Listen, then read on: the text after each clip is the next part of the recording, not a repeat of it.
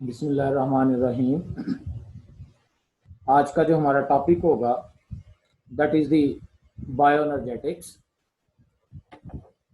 UHS syllabus के मुताबिक ये यूनिट नंबर 6 है और आपको इसका जो मटेरियल है वो इसके जो कंटेंट्स हैं, फर्स्ट ईयर की जो बुक है उसका चैप्टर नंबर 11 मेनली आपको इसके कंटेंट्स वहाँ से मिल जाएंगे। थोड़ा सा इसमें एटीपी की स्ट्रक्चर के पॉइंट ऑफ व्यू से चैप्टर नंबर 2 में भी जिक्र है और माइटोकॉन्ड्रिया के हवाले से चैप्टर नंबर 4 में भी जिक्र है, लेकिन मेन आपके पास जो कंटेंट्स हैं वो चैप्टर नंबर 11 के हैं। तो हम स्टार्ट करते हैं जी। First of all bioenergetics bioenergetics के हवाले से कि बायोएनर्जेटिक्स का सिलेबस क्या है, क्या क्या चीज़ें हमने डिस्कस करनी हैं, कौन कौन से पॉइंट्स इसमें हमारे पास हैं। तो इसमें जो हमने चीज़ें डिस्कस करनी है, फोटोसिंथेसिस के पोर्शन में हमने फोटोसिंथेटिक पिगमेंट्स की बात करनी है, क्लोरोफिल्स की भी, क्लोरोफिल की स्ट्रक्चर की बात करेंगे, कैरोटीनॉइड्स की बात करेंगे, फिर हम एब्जॉर्प्शन और एक्शन स्पेक्ट्रा की बात करेंगे। ठीक है, ये भी फोटोसिंथेसिस के पोर्शन में से है। उसके बाद हम बात करेंगे फोटोसिंथेसिस के लाइट रिएक्शंस की और डार्क रिएक्शंस की। ठीक है, लाइट रिएक्शंस की और डार्क रिएक्शंस की। ठीक है, फिर रेस्पिरेशन का पोर्शन है जिसमें सेलुलर रेस्पिरेशन, इसमें ग्लाइकोलाइसिस भी है, क्रेब्स साइकिल भी है, ठीक है, इलेक्ट्रॉन ट्रांसपोर्ट चेन भी है, एनारोबिक रेस्पिरेशन भी है। तो तकरीबन ये इंपॉर्टेंस ऑफ वाटर और importance of carbon in role of water and carbon in photosynthesis वगैरह, इसके अलावा बाकी सारा चैप्टर आ जाए। तो हम इसको वन बाय वन अब डिस्कस करते हैं। सबसे पहले तो हम बात करेंगे बायोएनर्जेटिक्स है क्या। बायोएनर्जेटिक्स है क्या? ठीक है, हमारे पास जो मेन सोर्स ऑफ एनर्जी है इस इकोसिस्टम में, that is the solar energy. उस सोलर एनर्जी को केमिकल एनर्जी में चेंज किया जाता है। ठीक है, और इस सोलर एनर्जी को केमिकल एनर्जी में चेंज करके बॉन्ड्स की सूरत में कार्बोहाइड्रेट्स के अंदर स्टोर कर दिया जाता है और फिर उसके मेटाबॉलिज्म से एटीपी के बॉन्ड्स के अंदर स्टोर कर दिया जाता है और फिर अकॉर्डिंग टू नीड एटीपी को यूटिलाइज करते हुए हम उस एनर्जी को मुख्तलिफ फॉर्म्स में लेके आते हैं। मुख्तलिफ मैकेनिक्स के अंदर हम उसको यूज करते हैं। मैकेनिकल एनर्जी में जो है वो चेंज करते हैं, लाइट में चेंज करते हैं, हीट में चेंज, वो जो भी मतलब नीड है एक प्लांट की या एक एनिमल की। तो बेसिकली ये जो भी एनर्जी की फॉर्म्स है इस वक्त हमारे पास एक इंडिविजुअल लेवल पे, वो सारी की सारी सोलर एनर्जी की कन्वर्जन्स से हैं। ये जो एनर्जी कन्वर्जन्स हैं, ठीक है, एक फॉर्म से दूसरी फॉर्म में कन्वर्ट करना, ये जो एनर्जी रिलेशनशिप्स हैं, इन एनर्जी रिलेशनशिप्स की क्वांटिटेटिव स्टडी, इन एनर्जी कन्वर्जन्स की स्टडी बायोलॉजिकल सिस्टम के अंदर, this is called as bioenergetics. इसको हम क्या नाम देते हैं? बायोएनर्जेटिक्स का नाम देते हैं। तो बायोएनर्जेटिक्स में हम देखेंगे कि एनर्जी रिलेशनशिप्स क्या है ऑर्गेनिजम्स के अमंग। ठीक है, और उसके बाद जो है वो एक ऑर्गेनिज्म किस तरह से एनर्जी की कन्वर्जन कर रहा है, या बायोलॉजिकल सिस्टम के अंदर किस तरह से एनर्जी की कन्वर्जन हो रही है, ये जो हम डिस्कस करेंगे। एनर्जी के हवाले से हम बात करें तो दो तरह के रिएक्शंस हैं। एक हम बात करते हैं जी एनाबॉलिक रिएक्शंस और एक हम बात करते हैं कैटाबॉलिक रिएक्शंस। सिंपली हम ये कहते हैं कि एनाबॉलिक रिएक्शंस वो रिएक्शंस होते हैं जिसमें दो छोटी चीजों से जुड़ के कोई बड़ी चीज बन रही होती है, एनर्जी उसमें यूटिलाइज हो रही होती है, कंज्यूम हो रही होती है। ठीक है, हालांकि कंज्यूम तो नहीं होती है, एनर्जी तो एक फॉर्म से दूसरी फॉर्म में चेंज हो रही होती है। बेसिकली जो है वो क्या किया जा रहा होता है कि बॉन्ड्स बना के एटमों के दरमियान उनके अंदर एनर्जी स्टोर की जा रही होती है। तो ऐसे रिएक्शन जिसमें एनर्जी जो है वो स्टोरेज की जा रही हो, ठीक है, प्रोडक्ट्स के अंदर, इस तरह के रिएक्शंस को हम नाम देते हैं एनाबॉलिक रिएक्शंस का। जैसे हमारे पास बेस्ट एग्जांपल है फोटोसिंथेसिस।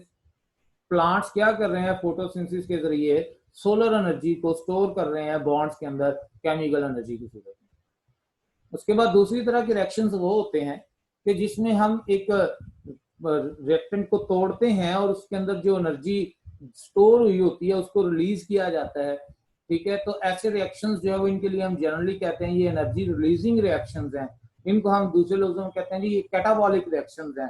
ठीक है, तो हम यहाँ पर जो है वो इस चैप्टर में दो एग्जांपल्स के साथ बात करेंगे। पहले हम फोटोसिंथेसिस की बात करेंगे with reference to an anabolic reaction, और फिर हम बात करेंगे एक रेस्पिरेशन की, सेलुलर रेस्पिरेशन की with reference to catabolic reactions. हम दोनों की जब बात करेंगे यहाँ पे। पहले हम बात कर लेते हैं फोटोसिंथेसिस की। फोटोसिंथेसिस क्या चीज है? फोटोसिंथेसिस के हवाले से फोटो लाइट सिंथेसिस बनाना, लाइट की प्रेजेंस में बनाना, किस चीज को बनाना? ये बेसिकली कार्बोहाइड्रेट्स की फॉर्मेशन है। ठीक है, कार्बोहाइड्रेट्स की फॉर्मेशन है ये। क्या क्या चीजें रिक्वायर्ड है फोटोसिंथेसिस के लिए, क्या इसकी जो है वो रिक्वायरमेंट है क्या ये फोटोसिंथेसिस, और फिर इसका रिएक्शन कैसे होता है, हम उसको डिस्कस करते हैं अभी। अब यहाँ पर ये याद रखिएगा कि जो फोटोसिंथेसिस है ये एक ऐसा प्रोसेस है जिसमें हम जो एनर्जी पुअर कंपाउंड्स हैं, कार्बन डाइऑक्साइड है या वाटर है या पानी की जगह पर H2S भी पॉसिबल है। आपको सोर्स ऑफ हाइड्रोजन रिक्वायर्ड है। नील्स हाइपोथेसिस ने आगे ये बाद में प्रैक्टिकली प्रूव भी दिया था कि जो फोटोसिंथेसिस में कार्बोहाइड्रेट्स के अंदर जो जानी है वो हाइड्रोजन जानी है, ऑक्सीजन ने जो है वो रिलीज हो जाना है। तो सोर्स ऑफ हाइड्रोजन चाहिए, वो ऑक्सीजन भी, वो सॉरी वाटर भी हो सकता है और वो H2S भी हो सकता है, इसलिए कुछ बैक्टीरिया वो H2S को इस्तेमाल करते हैं। खैर, तो जो एनर्जी पुअर कंपाउंड्स हैं उनकी मदद से एनर्जी रिच कंपाउंड बनाना, ठीक है, और एनर्जी को उनके अंदर एब्जॉर्ब किया जाएगा, उसको एनर्जी में कन्वर्ट किया जाएगा in the form of chemical energy. ठीक है, किसकी मदद से? By the photosynthetic pigments. ठीक है, बाय द फोटोसिंथेटिक पिगमेंट्स। तो यहाँ पर सिंपल सी बात है कि एनर्जी पुअर कंपाउंड्स को एनर्जी रिच कंपाउंड्स में कन्वर्ट करना कैसे, कि उनके अंदर एनर्जी को एब्जॉर्ब करके केमिकल एनर्जी की सूरत में उनके अंदर स्टोर करके, ठीक है, इस चीज को हम नाम देते हैं फोटोसिंथेसिस। जैसे कार्बन डाइऑक्साइड और वाटर को मिलाया और कार्बोहाइड्रेट्स बन गए, तो अब ये कार्बोहाइड्रेट्स ये एनर्जी रिच कंपाउंड है, ये एनर्जी पुअर कंपाउंड्स थे। ठीक है, ये किसकी मदद से होगा? यहाँ पर लाइट की जरूरत है, यहाँ पर पिगमेंट्स की जरूरत है। ठीक है, अब यहाँ पर होना क्या है, वो बेसिकली ये ऑक्सीडेशन रिडक्शन रिएक्शन ही है, ये आगे हम रिएक्शन में डिटेल से बात करेंगे।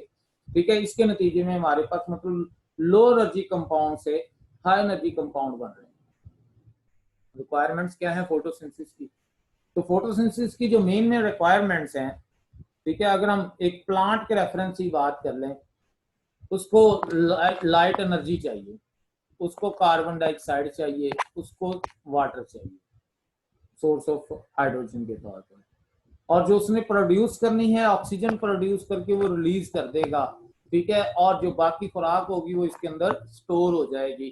ठीक है, तो इसमें अगर हम देखें तो हमारे पास मेन जो रिक्वायरमेंट है फोटोसिंथेसिस की वो लाइट एनर्जी है, वो कार्बन डाइऑक्साइड है और वो वाटर है। लाइट एनर्जी कौन सी? क्या सिर्फ सनलाइट? ठीक है, सनलाइट के अलावा फोटोसिंथेसिस नहीं हो सकती। आपको वो एनर्जी प्रोवाइड करनी है, वो आर्टिफिशियल लाइट से आप दे दें। आर्टिफिशियल लाइट में भी अल्टीमेट सोर्स तो पीछे सनलाइट ही था ना। आपको एनर्जी देनी है, वो स्पेक्ट्रा देना है जो फोटोसिंथेसिस के लिए रिक्वायर्ड है। वो आप नेचुरल दे दें, वो आप आर्टिफिशियल दे दें, कोई इश्यू नहीं है। ठीक है, अब हम बात करें इसमें, तो जो रिक्वायरमेंट्स हैं वो मेन 3 रिक्वायरमेंट्स हमने देखी, एक एनर्जी और एक आपके पास जो है वो कार्बन डाइऑक्साइड और एक वाटर, और चौथी रिक्वायरमेंट जो है वो है फोटोसिंथेटिक पिगमेंट, जिसके बगैर ये काम नहीं होगा। ठीक है, जो कार्बन डाइऑक्साइड है, अगर हम प्लांट्स की बात करें तो ये प्लांट्स एटमॉस्फेरिक कार्बन डाइऑक्साइड ले लेंगे, एब्जॉर्ब करेंगे, स्टोमेटा के जरिए लेंगे, उनके जो है वो इंटरसेलुलर स्पेसिस में जाएगा, वहां से सेल के अंदर चला जाएगा। जो पानी के अंदर है वो कार्बोनेट्स की सूरत में डिजॉल्व जो है वो कार्बन डाइऑक्साइड जो है वो ले लेंगे। तो कार्बन डाइऑक्साइड तो एनवायरमेंट से मिलेगी। अब बात कर लेते हैं हम पानी की। पानी कहाँ से मिलेगा? पानी नीचे रूट्स के जरिए एब्जॉर्ब होगा, एब्जॉर्ब होकर रूट से, वो आपने 3 प्लांट पाथवे पढ़े थे, एपोप्लास्ट, सिंप्लास्ट, वैक्यूलर, किसी भी वे से वो होता हुआ वो अल्टीमेटली जब वो क्या होना है, वो जाना है मेन अंदर जाइलम के पास, और जाइलम ने उसको हर एक सेल लेवल तक पहुंचा देना है। तो इसका मतलब है पानी जो है वो भी एटमॉस्फेरिक ही है, वो जमीन से नीचे ले रहे होंगे एब्जॉर्ब करके, और पानी का जो काम होगा that is to provide the hydrogen, और इस हाइड्रोजन को इस्तेमाल किया जाएगा for the reduction of NADP phosphorylated nicotinamide adenine dinucleotide, nicotinamide adenine dinucleotide phosphate, ठीक है, उसको रिड्यूस करने के लिए इस्तेमाल किया जाएगा।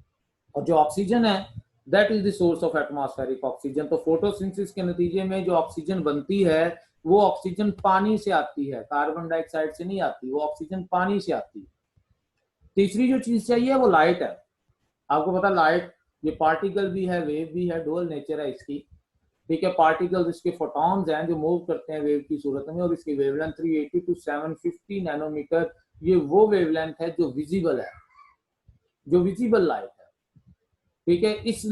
इसमें भी आगे फर्दर जो है वो काइंड्स है, ठीक है। जैसे आपकी जो है वो इसमें क्लियर हो रहा होगा डायग्राम के अंदर, तो आपको यहाँ पर स्पेक्ट्रा नजर आ रहा होगा, ठीक है। ये स्पेक्ट्रा, इसमें देखिए आपको कलर्स नजर आ रहे हैं काफी, मतलब आप इसमें देखें जो विजिबल लाइट की रेंज है उसमें भी वायलेट है, इंडिगो है, ब्लू है, ठीक है, उसके अलावा ग्रीन है, ठीक है, ग्रीन है, येलो है, ऑरेंज है, रेड है, ठीक है। तो ये आपके पास इसमें वैरायटी ऑफ कलर्स है, ठीक है। तो ये इसमें मेन ये जो हम 7 की बात करते हैं, ठीक है, इससे जो है वो अगर हम बात कर लें ब्लो, ठीक है, तो इसमें हमारे पास जो है वो अल्ट्रा वायलेट की बात आ जाएगी इससे ब्लो वेवलेंथ की, और इससे अगर हम हाई पे जाएंगे तो हम वो इंफ्रा रेड की बात कर लेंगे, ठीक है। लेकिन ये वो वेवलेंथ है जो विजिबल है।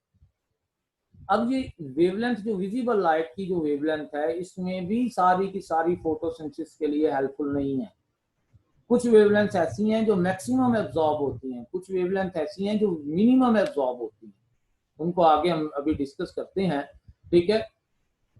वो वेवलेंथ जो एब्जॉर्ब जितनी ज्यादा हो रही होगी वो हमें रिफ्लेक्ट बैक होके नजर नहीं आएगी, लेकिन वो वेवलेंथ जो कि एब्जॉर्ब नहीं हो रही होगी वो क्या होगी कि वो रिफ्लेक्ट होके हमें बैक दिखाई देगी।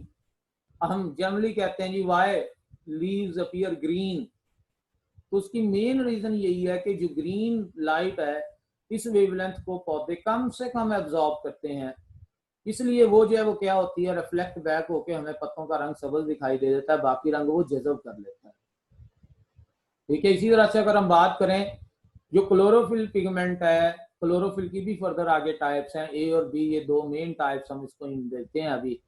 उसके अलावा ज़ैंथोफिल है, कैरोटिनॉइड्स हैं, कैरोटीन्स हैं, मुख्तलिफ जो पिगमेंट्स इसमें मौजूद हैं। अब उन पिगमेंट में हर पिगमेंट अपनी एक स्पेसिफिक वेवलेंथ को ही एब्जॉर्ब कर रहा है, ठीक है, स्पेसिफिक। जैसे क्लोरोफिल को देखें ना तो ये ज्यादा ब्लू और रेड को एब्जॉर्ब कर रही है, ठीक है, ये ज्यादा ब्लू और रेड को एब्जॉर्ब कर रही है, ठीक है। तो हमारे पास एक ऐसा ग्राफ जो ये इंडिकेट कर रहा हो कि कौन कौन सा पिगमेंट किस किस वेवलेंथ को एब्जॉर्ब कर रहा है, ऐसे ग्राफ को, ऐसे स्पेक्ट्रा को हम नाम देते हैं एब्जॉर्प्शन स्पेक्ट्रम। इसको हम क्या नाम देते हैं, एब्जॉर्प्शन स्पेक्ट्रम। और एब्जॉर्प्शन स्पेक्ट्रम इंडिकेट करता है कि जो ब्लू कलर है और जो रेड कलर है, ब्लू और रेड, ये 2 मैक्सिमम एब्जॉर्ब हो रहे हैं, ये 2 मैक्सिमम एब्जॉर्ब हो रहे हैं, ब्लू और रेड, और जो ग्रीन है वो मिनिमम एब्जॉर्ब हो रहा है। दूसरी चीज हमारे पास है एक्शन स्पेक्ट्रा। एक्शन स्पेक्ट्रा क्या है, एक ऐसा स्पेक्ट्रा, एक ऐसा ग्राफ जो ये इंडिकेट कर रहा हो कि कौन कौन सा जो वेवलेंथ है, कौन कौन सी जो लाइट है, कौन कौन सा कलर है जो मैक्सिमम फोटोसिंथेसिस करवा रहा है, जहां पर रेट ऑफ फोटोसिंथेसिस ज्यादा है, जहां पर एक्शन ज्यादा है।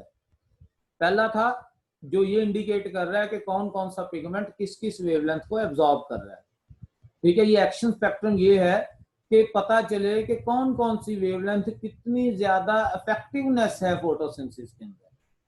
तो इसका मतलब है action spectrum show the relative effectiveness of different wavelength for the photosynthesis. पता चलेगा यहाँ पर जी कहाँ पर पीक है, कहाँ पर बिल्कुल वैली है। जहां पर पीक होगी वो इंडिकेट कर रही होगी कि इस पिगमेंट का रेट ऑफ फोटोसिंथेसिस मैक्सिमम है, जहां पर वैली होगी, जहां पर वहां पर जो है वो पता चलेगा कि इस वेवलेंथ पे जो है वो फोटोसिंथेसिस मिनिमम है। मतलब अब हम दोनों ग्राफ देख लेते हैं। ये पहला ग्राफ, ये आपके पास ये एक्शन स्पेक्ट्रम को शो, सॉरी एब्जॉर्प्शन स्पेक्ट्रम को शो कर रहा है। ये पहला ग्राफ ऊपर वाला ये एब्जॉर्प्शन स्पेक्ट्रम को शो कर रहा है, जो नीचे वाला है वो एक्शन स्पेक्ट्रा को शो कर रहा है। तो आप ऊपर वाले ग्राफ में देखें, ठीक है, एक जानब वेवलेंथ है, दूसरी जानब जो है वो क्या है कि उनकी एब्जॉर्प्शन है पिगमेंट्स की, कि वो कितनी एब्जॉर्प्शन हो रही है। तो आप क्लोरोफिल ए को पहले देख लें। क्लोरोफिल की पीक्स ए की दो जगह पर आ रही हैं, ये 2 पॉइंट्स पे, ठीक है। और जो क्लोरोफिल बी है आप इसको देख लो, इसकी पीक्स यहाँ पर आ रही है इस पॉइंट पे और दूसरी इस पॉइंट पे, ठीक है। तो इसका मतलब है कि क्लोरोफिल जो है वो ए और बी हम कलेक्टिवली अगर हम ले लें तो उसमें ये नजर आ रहा है कि जो वायलेट और ब्लू है, वायलेट और ब्लू है, यहाँ पर ये वायलेट ब्लू रेंज ये मैक्सिमम रेंज है, ठीक है। ये रेंज क्लोरोफिल की तरफ से मैक्सिमम एब्जॉर्ब है। और दूसरी जानब क्या है, ऑरेंज रेड, ऑरेंज रेड, ये 2 पीक्स हैं। अगर आप कैरोटीनॉइड्स को देख लें तो कैरोटीनॉइड्स भी आपको नजर आ रहा होगा, ये भी ब्लू कलर पे पीक है। लेकिन अगर आप ग्रीन को देख लें, यहाँ पर ग्रीन बिल्कुल मिनिमम है। इधर तो येलो भी मिनिमम शो हो रहा है, लेकिन वो ज़ैंथोफिल्स में आगे आएगी मजीद एब्जॉर्प्शन। तो इसका मतलब है क्लोरोफिल की जो पीक्स बनती हैं वो ब्लू और रेड पे बनती हैं एक्शन के, सॉरी एब्जॉर्प्शन के एतबार से, ठीक है। तो जो जितना ज्यादा एब्जॉर्ब हो रहा होगा वो एक्शन भी उतना ज्यादा कर रहा होगा, वो एक्शन भी उतना ज्यादा कर रहा होगा। इसका मतलब है कि यहाँ पर एक्शन स्पेक्ट्रम में भी आपको जो 2 पीक्स नजर आएंगी, आप देख लें वो वही पे 2 पीक्स हैं,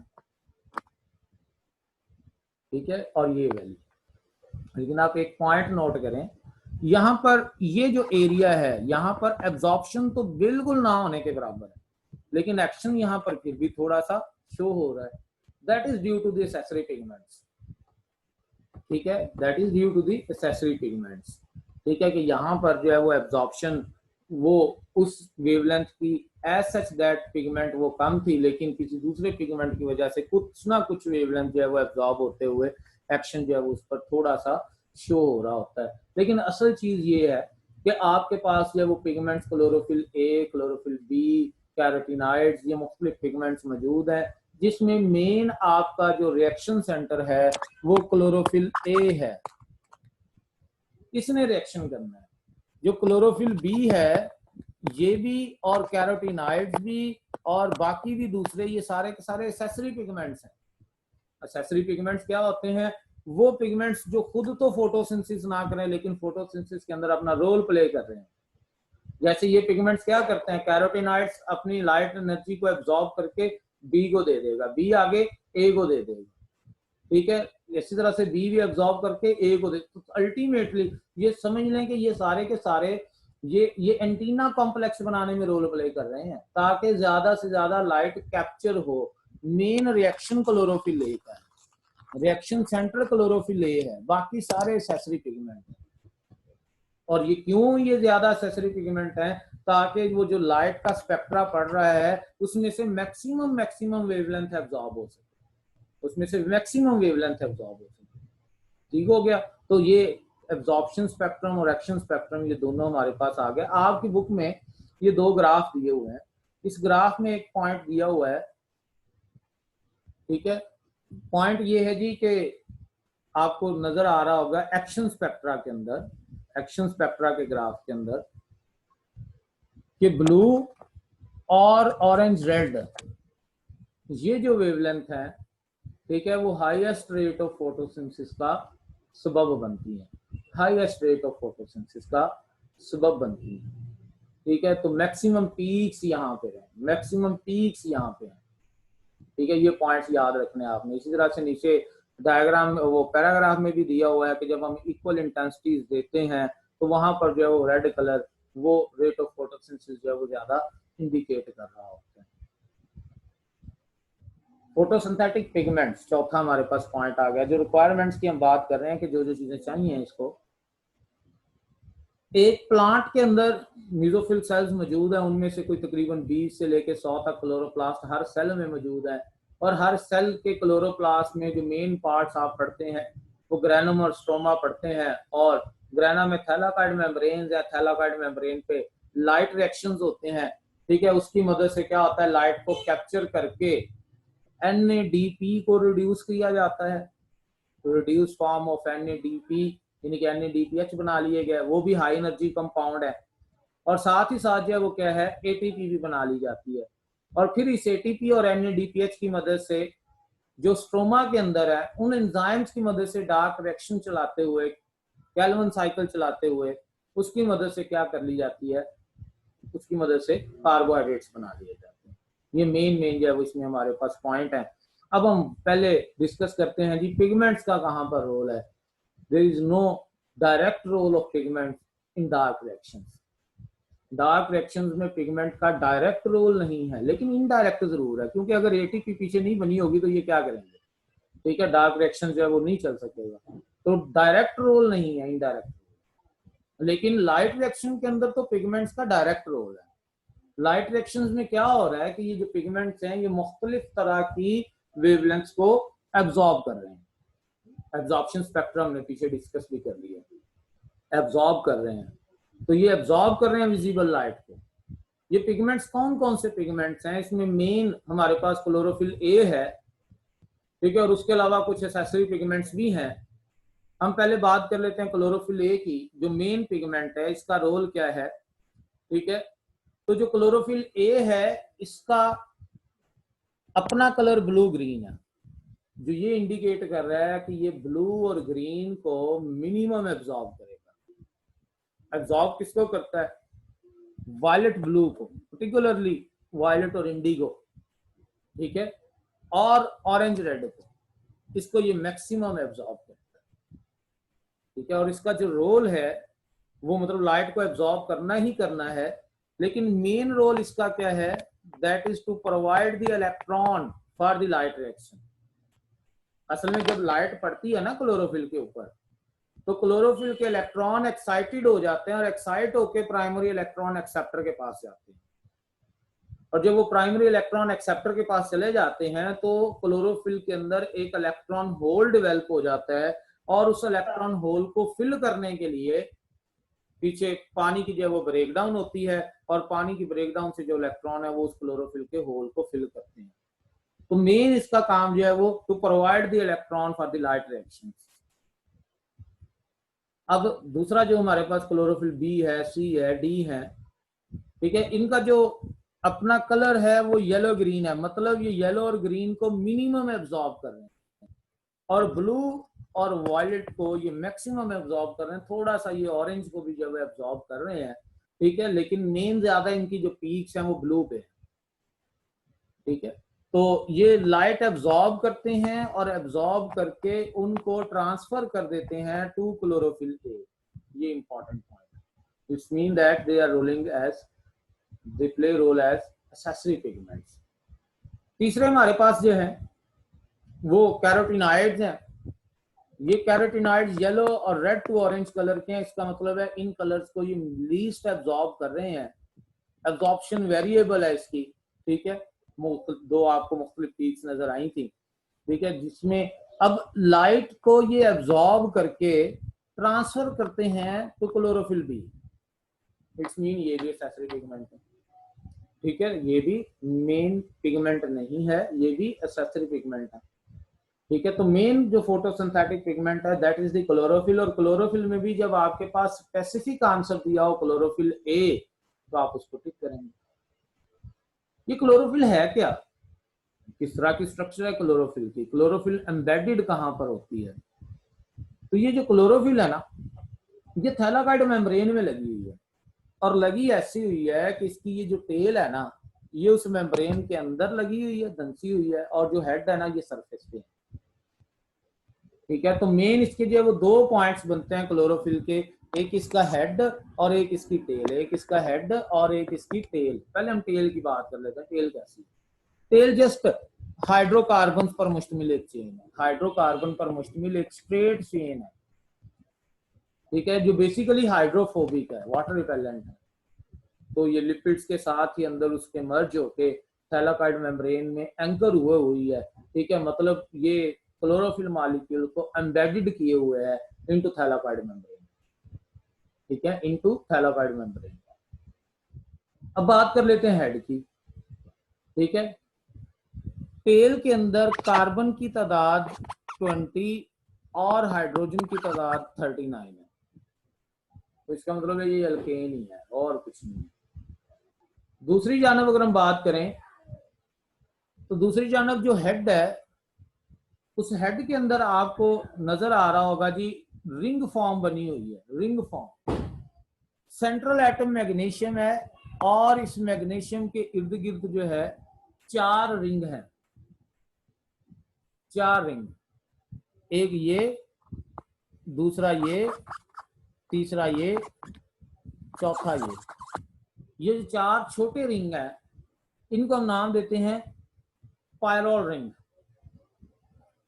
और ये कलेक्टिवली मिलके ओवरऑल इसकी जो स्ट्रक्चर बना रहे हैं वो भी एक रिंग फॉर्म की तरह है, जिसको हम नाम देते हैं पोरफायरिन रिंग। इसका काम है लाइट को एब्जॉर्ब करना। कैसे एब्जॉर्ब करना?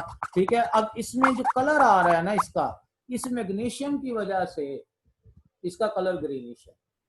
सेम एज जो हीम ग्रुप है हीमोग्लोबिन में, उसमें यहाँ पर सेंटर में आयरन होती है, ठीक है, और उसका कलर जो है वो आयरन की वजह से रेडिश है। ठीक है, तो इसमें जो है वो सेंटर में जो है मैग्नीशियम है और मैग्नीशियम की वजह से इसका कलर जो है वो क्या है, वो ग्रीनिश है। तो ये मैग्नीशियम कंटेनिंग टेट्रापायरोल रिंग है इसका हेड, जिसको कलेक्टिवली हम पोरफायरिन रिंग भी कह देते हैं। और ये प्लेन स्क्वायर की सूरत में है और ये हाइड्रोफिलिक है ड्यू टू मैग्नीशियम, हाइड्रोफिलिक है ये। ठीक है, और इसका काम लाइट को एब्जॉर्ब करना है। इसमें ये जो फंक्शनल ग्रुप है, अगर ये CH3 है तो फिर जो है वो क्लोरोफिल ए है, और अगर ये CHO है तो ये क्लोरोफिल बी है। और ए और बी में कुछ और फर्क नहीं है, सिर्फ ये 2 हाइड्रोजन और 1 ऑक्सीजन का फर्क है। ठीक है, 2 हाइड्रोजन और 1 ऑक्सीजन का फर्क है। ठीक हो गया। जो क्लोरोफिल बी है उसमें अगर हम बात करें तो उसके अंदर जो है वो 1 ऑक्सीजन ज्यादा है, 2 हाइड्रोजन कम है। तो ये जो फार्मूला है, ठीक है, C55H70O6N4 ये क्लोरोफिल बी का है। ठीक है, और C55H72 है O5N4Mg ये क्लोरोफिल ए का है। ये जरा क्रॉस हुआ ऊपर नीचे, इसको जरा देख लीजिए। ठीक है, तो मेन इसका काम लाइट को एब्जॉर्ब करना है। समझ आ गई बात की। अब हम बात करते हैं जी इसकी रिक्वायरमेंट्स में हमने 4 चीजें डिस्कस कर ली। पहला हमने जो इसमें डिस्कस किया वो ये था कि इसके अंदर जो है वो क्या क्या चीजें मौजूद हैं। इसके अंदर जो है वो हमने कहा जी इसकी रिक्वायरमेंट में कि इसको पानी की जरूरत है जो जमीन से लेगी। दूसरा हमने कहा कार्बन डाइऑक्साइड की जरूरत है जो फजा से ले लेगी, या डिजॉल्व जो है वो ऑक्सीजन में कार्बोनेट से ले लेगी। तीसरा हमने कहा लाइट की जरूरत है जो मेन हमारे पास सोलर एनर्जी की सूरत में मौजूद है, या आप कोई भी सोर्स ऑफ लाइट दे सकते हैं। चौथा आपने इसमें कहा पिगमेंट्स हैं, और वो पिगमेंट्स जो है वो इसमें मेन पिगमेंट हमारे पास वो क्लोरोफिल है। क्लोरोफिल में भी जो मेन रोल प्ले कर रहा है that is the chlorophyll A, that is the chlorophyll A, जो कि एक रिएक्शन सेंटर के तौर पर है। बाकी इसके साथ एक्सेसरी पिगमेंट है। तो ये आपको एक थैलाकाइड मेम्ब्रेन दिखाई गई है। ठीक है, एक थैलाकाइड मेम्ब्रेन दिखाई गई है। तो आप इस थैलाकाइड मेम्ब्रेन के अंदर देख लें कि इस मेम्ब्रेन का हमने एक सेगमेंट लेके काट के देखा, तो आपको उसके अंदर ये बेशुमार एम्बेडेड मॉलिक्यूल क्लोरोफिल के नजर आएंगे। हमने उसमें से एक क्लोरोफिल को ये बड़ा करके देख लिया है। तो आप यहाँ पर देख सकते हैं कि chlorophyll molecules are embedded in the thylakoid membrane. ठीक है, ये थैलाकाइड मेम्ब्रेन के अंदर। और दूसरा ये मैंने जो पॉइंट आपको बताया था आप नोट कर लें, ये हीम ग्रुप है आपके सामने। ठीक है, और आप इस हीम ग्रुप में भी देख लें, हीम ग्रुप में ये सेंटर में आयरन है। ठीक है, और इसके अंदर जो क्लोरोफिल में सेंटर में जो है वो क्या थी, मैग्नीशियम थी। बाकी इसकी भी स्ट्रक्चर जो है वो तकरीबन वैसे ही है, 4 नाइट्रोजन वाले रिंग है। ठीक है, जैसे जो है वो हमने दूसरी जानब क्लोरोफिल की स्ट्रक्चर पढ़ी थी। अब ये जो पिगमेंट्स है ना, ये पिगमेंट्स मिलकर फोटो सिस्टम्स बनाते हैं। फोटो सिस्टम्स, ये फोटो सिस्टम्स थैलाकाइड मेम्ब्रेन में मौजूद होते हैं। ठीक है, फोटो सिस्टम में एक तो एंटीना कॉम्प्लेक्स है जिसमें क्लोरोफिल ए के भी मॉलिक्यूल हैं, बी के भी हैं। ठीक है, कैरोटिनॉइड सारे मतलब उसमें है, एंटीना बन रहा है, सारे पिगमेंट्स मिलकर एंटीना बना रहे हैं।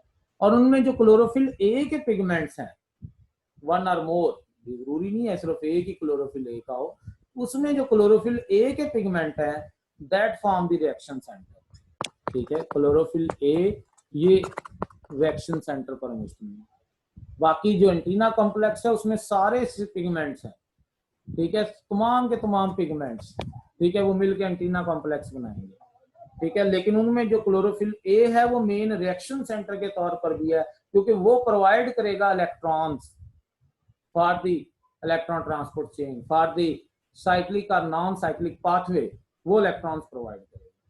फोटो सिस्टम्स की दो टाइप्स हैं, फोटो सिस्टम 1 और फोटो सिस्टम 2। फोटो सिस्टम 1 और फोटो सिस्टम 2। जो फोटो सिस्टम 1 है उसके वाले से बात करें तो उसमें जो मौजूद क्लोरोफिल है वो मैक्सिमम 700 नैनोमीटर वेवलेंथ तक की लाइट को एब्जॉर्ब करते हैं, और जो फोटो सिस्टम 2 है वो मैक्सिमम 680 नैनोमीटर तक वेवलेंथ को जब एब्जॉर्ब करते हैं। तो आप इसमें देख लें अब एक फोटो सिस्टम में क्या क्या चीजें हैं। तो एक फोटो सिस्टम के अंदर आपको यहाँ पर नजर आ रहा होगा डायग्राम में, ठीक है, कि आपके पास ये एंटीना कॉम्प्लेक्स हैं जिन्होंने फोटॉन्स को कैप्चर करना है, एनर्जी को कैप्चर करना है।